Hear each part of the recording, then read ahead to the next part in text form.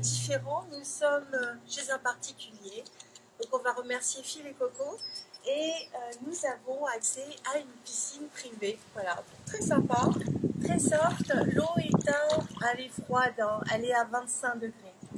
Enfin bref, on va pas se plaindre, un petit peu de soleil, on repart dans pas longtemps sur la route, et nous avons Orca qui est là, Orca qui a 17 ans, mesdames et messieurs, voilà.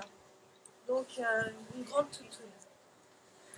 Nous sommes le 21 août 2015 et nous allons donc parler des aspects astrologiques marquants du jour. Alors, on a de jolis aspects déjà avec Uranus. Uranus est dans le signe du Bélier. Uranus fait des bons aspects avec le Soleil.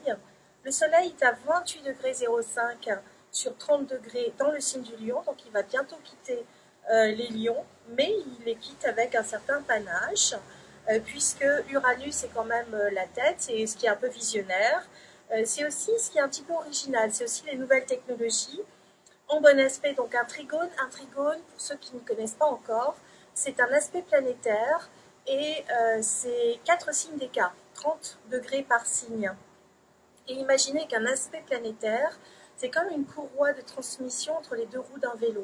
Donc il y a des roues qui grincent, qui ont besoin d'huile, et il y en a qui ont déjà de l'huile au départ. Eh bien, ça c'est une courroie qui a de l'huile. Donc ça fonctionne bien mentalement, et on est donc dans une action constructrice, positive, ouverte et fraternelle. Donc ça c'est super. Et puis Uranus en Bélier fait un très bel aspect avec Vénus, qui elle aussi est dans le signe du Lion. Vénus est toujours rétrograde, et elle le sera encore jusqu'au 7 septembre, c'est-à-dire jusqu'à la rentrée. Et donc, il va y avoir un karma affectif. Le karma, c'est la loi de cause à effet. On récupère ce que l'on a fait, que ce soit en bon ou en mauvais, que ce soit de cette vie-ci ou des vies passées, qu'on y croit ou qu'on n'y croit pas, eh bien, c'est un événement qui est marquant dans une vie. Donc, il se peut que, comme le Lion, c'est la maison solaire 5, du signe du Bélier, ça touche les amours, ça touche aussi les enfants, les créations. Donc, si par exemple, vous n'aviez pas encore de place pour vos enfants à l'école, il se pourrait que par le biais des nouvelles technologies, par exemple Internet, vous arriviez à faire votre inscription au cas où vous ne l'auriez pas encore faite.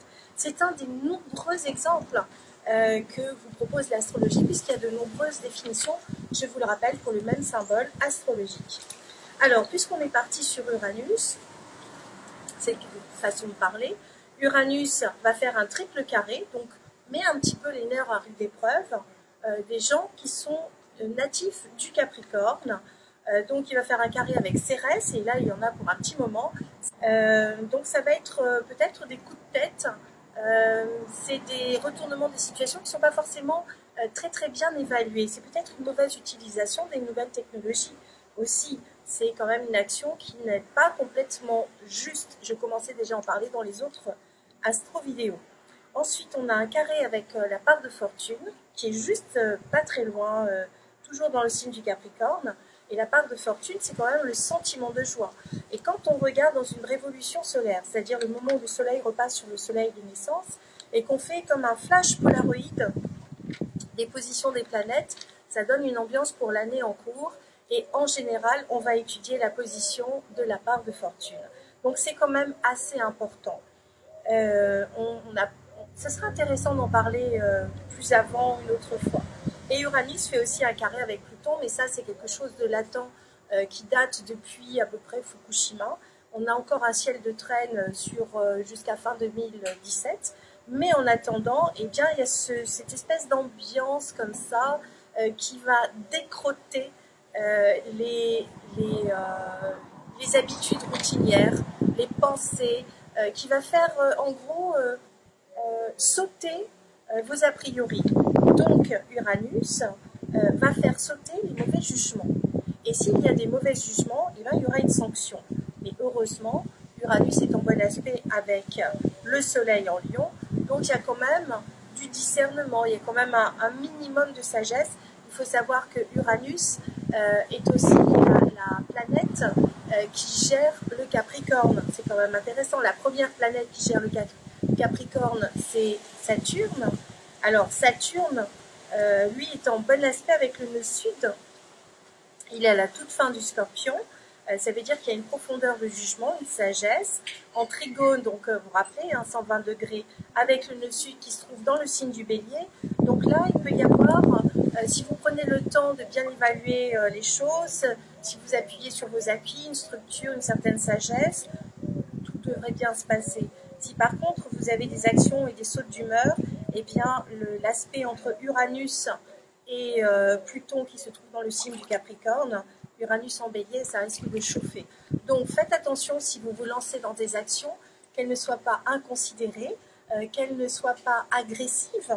On va aller voir Mars. Mars, c'est quand même le maître du Bélier. Mars se trouve lui aussi dans le signe du Lion. Il fait heureusement des bons aspects avec la conjonction Lune Noire qui se trouve à la toute fin de la Vierge et le chemin de vie qui est au tout début de la Balance. Donc là, il y a un bel aspect, donc ça veut dire qu'il peut y avoir une action positive, joyeuse, qui vous met sur un bon chemin de vie. Pareil, je parle beaucoup avec les mains. Mais bon, je vais essayer de faire attention. Et on a Mars qui fait un bel aspect avec le nœud sud. Le nœud sud qui est dans le signe du Bélier, le maître du Bélier, c'est Mars, donc il est en bon aspect avec lui-même. Donc, si vous êtes dans une action positive, respectueuse, vous devriez arriver à vous diriger vers le bon chemin. Donc ça peut toucher les lions, les béliers, les balances. Ça va être intéressant à suivre. On sait que Jupiter, lui, est bien installé dans le signe de la Vierge en semi-sextile avec le chemin de vie. Donc il y a une orientation très intéressante, très positive aussi pour les Vierges. Il y a beaucoup de choses à détailler dans un thème. On parlera de la suite demain dans une prochaine astro-vidéo. En attendant, je vous laisse profiter des transats et de la piscine. Au revoir mes petits lapins.